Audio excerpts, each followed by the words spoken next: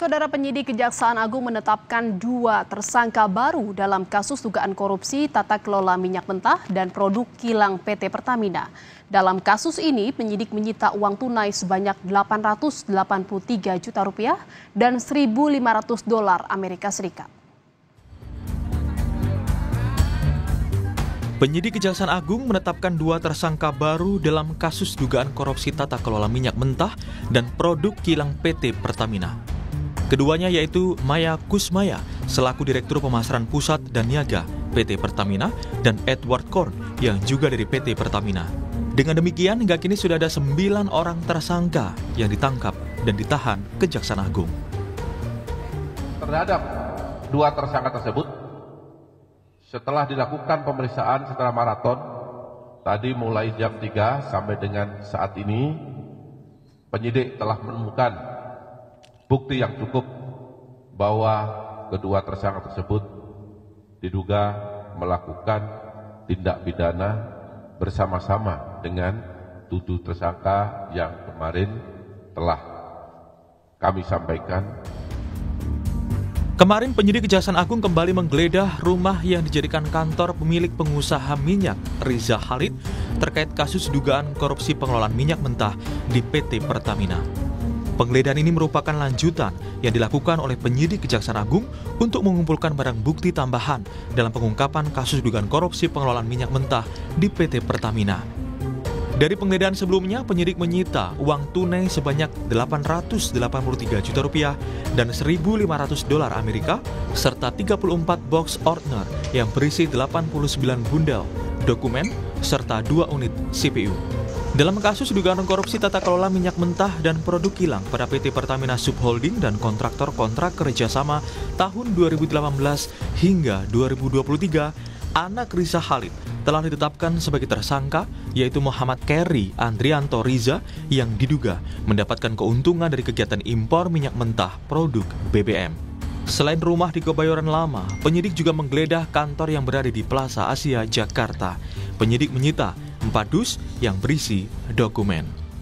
Menggeledah mendapatkan menyita ada 4 kardus surat-surat ya, bentuk dokumen yang tentu semuanya ini berkaitan dengan penyidikan terhadap perkara ini. Nah, kita harapkan bahwa dengan tindakan ini penyidik kami sampaikan hari ini masih terus melakukan penggeledahan di tempat yang sama ya, khususnya di Jalan Jenggala, dan barangkali apakah ada perkembangan di tempat-tempat lain. Nah, ini sedang terus kami telusuri untuk bagaimana membuat terang dari tindak pidana ini. Nah.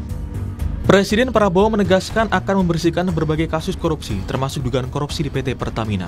Presiden Prabowo mengatakan kasus ini menjadi perhatian pemerintah dan akan segera dituntaskan. Ya, lagi diurus itu semua, ya. Lagi diurus semua. Oke.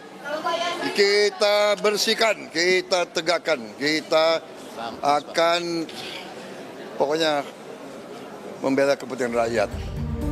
Tidak hanya di beberapa lokasi yang telah digeledah Kejagung, penyidik Kejaksaan Agung menyatakan ada kemungkinan penggeledahan juga dilakukan di tempat lain untuk kebutuhan proses penyidikan. Tim Liputan, Kompas TV. Saudara, informasi terkini kita akan segera menuju kantor Kejaksaan Agung Republik Indonesia. Sudah ada jurnalis Kompas TV Ariel Wiranata dan juru kamera Septa Yoga di sana. Selamat siang Ariel, apa perkembangan terbaru dari penyidikan kasus ini? Ya, benar sekali Jihan bahwa memang hingga saat ini Kejaksaan Agung telah menetapkan 9 tersangka setidaknya, dan memang hingga saat ini masih dilakukan pendalaman terhadap tersangka. Selain itu juga masih melakukan pencarian alat bukti yang dimana pada hari Rabu kemarin merupakan 2 tersangka baru yang berinisial E dan MK. Kedua ini merupakan terlibat atas dugaan tindak pidana korupsi yang dilakukan pada PT Pertamina, yang dimana mereka melakukan pembelian RON 90 dengan harga RON 92. Dan mereka melakukan pembayaran secara langsung sehingga hal inilah yang membuat harga menjadi tinggi dan harga juga tidak menjadi wajar. Selain itu juga memang dari keduanya melakukan markup yang dimana mereka melakukan pengadaan impor minyak mentah dan produk kilang PT Pertamina di international shipping dengan sengaja, yang dimana markup mereka menaikkan hingga 13 bahkan 15%. Hal ini juga membuat kerugian negara, dan selain itu juga bahwa dari MK memerintahkan kepada untuk melakukan blending, yang dimana mereka melakukan blending terhadap RON 90 dengan RON 92. Dan selain itu juga memang dari PT Pertamina sendiri menolak keras dengan adanya dugaan oplosan. Dalam hal ini memang dari Kejaksaan Agung sendiri mengatakan bahwa kejadian ini sudah terjadi sejak 2018 hingga 2023. Dan memang hingga saat ini juga Kejaksaan Agung telah mengkaji nantinya bagaimana apakah ini dilakukan dari minyak tersebut, apakah sudah didistribusikan pada masyarakat atau seperti apa. Namun selain itu juga memang terkait dengan oplosan dan blending ini cukup berbeda, yang dimana jika oplosan tersebut merupakan campuran yang tanpa adanya aturan, namun jika blending tersebut adalah campuran RON dengan bahan kimia lain sehingga menyentuh angka oktan yang cukup sesuai, dan memang ini tidak menghilangkan dari fungsi serta kegunaannya. Jihan. Ya, sampai saat ini penyidikan masih terus berlangsung dan barang bukti juga masih terus dikumpulkan oleh penyidik. Lalu apakah masih ada kemungkinan untuk penambahan tersangka baru dalam kasus ini, Ariel? Ya, Jihan, memang dari Kejaksaan Agung tersendiri mengatakan memang ini menimbulkan potensi untuk tersangka lainnya. Dan hingga kini juga dari Kejaksaan Agung masih memeriksa saksi, terus juga masih mendalami dari para tersangka, yang dimana memang hingga saat ini sudah terdapat 9. Dan selain itu juga masih diperdalam untuk pencarian alat bukti. Tentu saja memang kerugian hingga saat ini yang ditaksir dari 9 tersangka tersebut sebesar 193,7 triliun.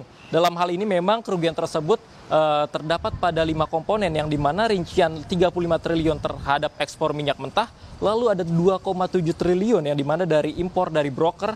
Selain itu juga kerugian impor BBM broker sebesar 9 triliun, lalu 120 triliun pemberian kompensasi dan 21 triliun pemberian dari subsidi. Dan hal ini berdasarkan dari 193,7 triliun ini dapat bertambah berdasarkan informasi yang kami dapatkan dari Kejaksaan Agung nantinya, dan memang akan terus diperdalam, dan nantinya Kejaksaan Agung akan terus untuk mengusut hingga tuntas nantinya, Jihan.